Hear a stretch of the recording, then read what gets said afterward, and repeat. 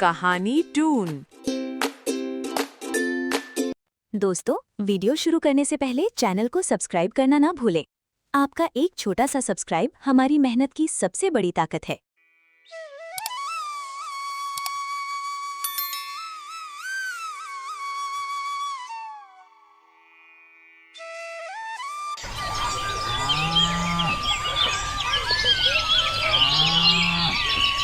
अब हम लोगों को पानी हिसाब से खर्च करना होगा। हाँ जी, आप सही कह रहे हो। गर्मी में पानी ही हम लोगों का जीने का सहारा है। अगर गांव के सारे लोग पानी को हिसाब से खर्च करेंगे तो हम लोगों को कभी पानी की समस्या नहीं होगी। अगली सुबह कविता, मैं खेत में काम करने जा रहा हूँ। ठीक है जी, आप जाओ, मैं खाना बना रही हूँ। इतना कहकर राघव चला जाता है। अरे भाई मदन, खेत में काम तो खत्म ही नहीं हो रहा है और यह धूप देख रहे हो, लगता है सर पर चढ़ा आ रहा है। भाई, इतनी गर्मी में कैसे काम होगा? हाँ राघव भाई, तुम सही कह रहे हो। इस बार लग रहा है कि दुनिया की सारी गर्मी हमारे ही गांव में आ गई है।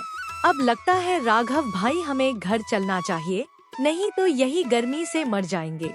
चलो, अब हमें हमारी पत्नी ही बताएगी कि आगे क्या करना है। ठीक है भाई, चलो। मदन और चंदन को बहुत गर्मी लग रहा था, फिर वह दोनों घर जाने का फैसला करते हैं। अरे आप बहुत जल्दी खेत से आ गए जी, क्या हुआ? हाँ कविता, खेत में काम भी अच्छा से नहीं हुआ है क्योंकि इतनी गर्मी है कि चक्कर जैसा मन हो जा रहा है। ऐसे में कोई किसान कैसे काम करेगा? ऐसा गर्मी मैंने आज तक नहीं देखा है। हाँ जी, आप सही बोल रहे हो, गर्मी बहुत बढ़ गई है, लेकिन क्या करिएगा, जो काम है वह तो करना ही पड़ेगा ना। हाँ तुम सही कह रही हो, लेकिन इसका कोई तो उपाय होगा ना, जिससे हमें गर्मी का सामना ना करना पड़े। इसका एक उपाय है, क्यों ना आप सुबह सुबह खेत में काम कर लेते हैं और जब दोपहर हो जाएगा तब घर आकर आराम कर लीजिएगा। ऐसे आपको गर्मी भी नहीं लगेगी और काम भी निकल जाएगा, क्योंकि सुबह का मौसम ठंडा होता है। अरे वाह कविता, तुम तो बहुत अच्छी बात कही। अगर ऐसा करूँगा तो सही में मुझे गर्मी का तो एहसास ही नहीं होगा। अब से मैं सिर्फ सुबह सुबह ही खेत में काम करूँगा। राघव की पत्नी ने गर्मी से बचने का बहुत बढ़िया उपाय बताई। राघव खुशी खुशी अपने दोस्त को बताने चला जाता है। अरे भाई मदन, क्या तुम्हारी पत्नी कुछ उपाय बताई? नहीं राघव भाई, मेरी पत्नी मुझे ही डांट रही है, कह रही है कि आपके जैसा कामचोर मैंने नहीं देखा है। अच्छा कोई बात नहीं, मेरी पत्नी ने कहा है कि सुबह सुबह काम करने को, क्योंकि सुबह को ठंडा मौसम रहता है ना। अरे वाह राघव, मेरे दिमाग में तो यह बात आई ही नहीं। आपकी पत्नी सही बोल रही है भाई, सच में आपकी पत्नी बहुत तेज है।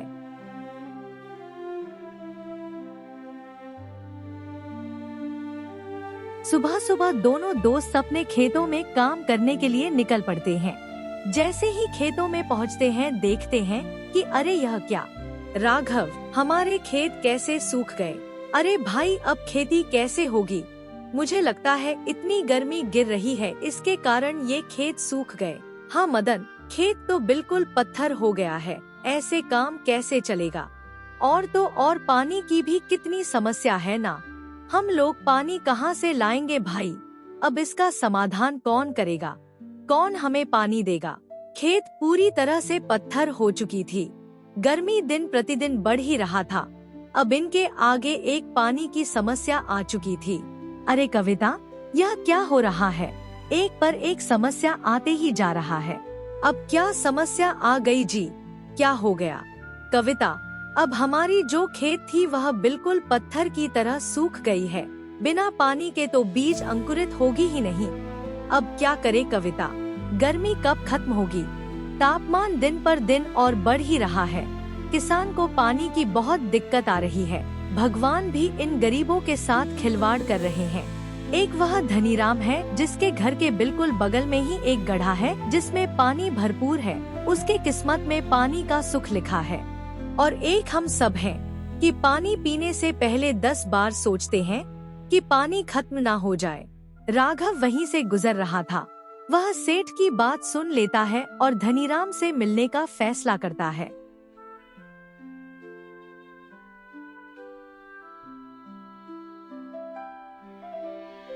सेठ जी, आप तो जानते ही हो कि गर्मी के कारण पानी की कितनी दिक्कत हो रही है और तो और खेत भी सूख जा रहा है।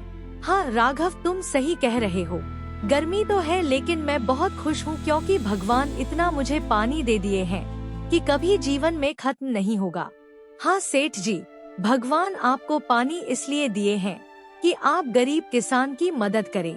सेठ जी, मेरा खेत पूरा पत्थर की तरह सूख गया है, मुझे आपकी तालाब की पानी चाहिए था। नहीं राघव, भगवान मुझे तुम जैसे किसान की मदद करने के लिए पानी नहीं दिया है, बल्कि इसे महंगे दाम पर बेचने के लिए दिया है। और हाँ राघव, अगर तुम्हें चाहिए तो इसकी अच्छी कीमत देनी होगी। सेठ बहुत ही लालची और बेरहम इंसान था। उसे अपने तालाब की पानी पर बहुत घमंड था। राघव मायूस होकर घर लौट जाता है।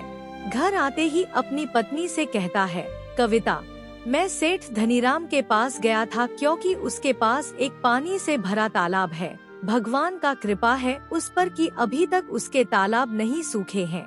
तो क्या हुआ जी, सेठ ने पानी देने के लिए बोला या नहीं? नहीं कविता, सेठ बहुत ही लालची इंसान है। वह कह रहा है कि पानी के बदले में पैसा देना होगा और हमारे पास ज्यादा पैसे भी तो नहीं है। देखिए जी, अभी हमारी मजबूरी है, अगर अनाज नहीं उगा तो भूखे भी मर जाएंगे। इससे अच्छा है कि जितना पैसा है हमारे पास उतना देकर पानी ले लेते हैं, फिर जो होगा देखा जाएगा। ठीक है कविता, मैं पैसे देकर पानी ले लेता हूँ। दोनों ने पानी लेने का फैसला किया और राघव सेठ धनीराम के पास जाने लगता है। सेठ जी, यह लो मेरे पास जितने पैसे हैं, आप रख लो और खेती के लिए मुझे पानी दे दो। ठीक है राघव, जाओ और पानी ले लो। राघव ने बाल्टी में पानी भरा और कंधे पर रखकर खेत में जाने लगता है। राघव ऐसे ही 20 से 30 बार पानी लेता है। राघव का खेत फिर से गीला हो जाता है और वह खुशी खुशी उसमें बीज बोता है। कुछ ही महीने में उसका फसल बहुत ही अच्छा होता है। राघव और उसकी पत्नी दोनों बहुत खुश हो जाते हैं। अरे कविता, हमारी फसल इतनी अच्छी हुई है कि तुम देखकर चौंक जाओगी। भगवान का लाख लाख शुक्र है कि इतनी गर्मी में भी फसल अच्छी हुई है। अरे वाह, यह तो बहुत ही खुशी की बात है जी। अब देखना कविता, मैं उस फसल को अच्छे दाम पर बेचकर उस सेठ का तालाब ही खरीदूंगा और गांव के सारे किसान को फ्री में पानी दूंगा ताकि कोई किसान को पानी की समस्या से नहीं जूझना पड़ेगा। और वर्षा हो या नहीं, चाहे गर्मी आए चाहे ठंडी, हमें पानी की कमी अब कभी नहीं होगी। हाँ जी, आप सही कह रहे हैं। हमारे साथ साथ अब गांव वाले भी खुश रहेंगे। पानी की कमी अब कभी नहीं होगी। जाइए और फसल की कटाई शुरू कीजिए। उसके बाद राघव खेत में जाता है और सारा फसल काट देता है। कुछ ही देर में गांव में शोर हो जाता है कि राघव की फसल गांव में सबसे अच्छी हुई है। कुछ ही देर में राघव के खेत में एक बड़ा व्यापारी आता है और राघव का सारा फसल अच्छे दाम पर खरीद लेता है। राघव पैसे लेकर खुशी खुशी सेठ के यहाँ जाता है और सेठ को पैसे देकर उसका तालाब खरीद लेता है और गांव में जाकर शोर कर देता है, गांव वालों, अब आपको पानी की समस्या कभी नहीं होगी। अब आप इस तालाब से पानी लेकर अपने अपने खेत में सिंचाई कर सकते हैं।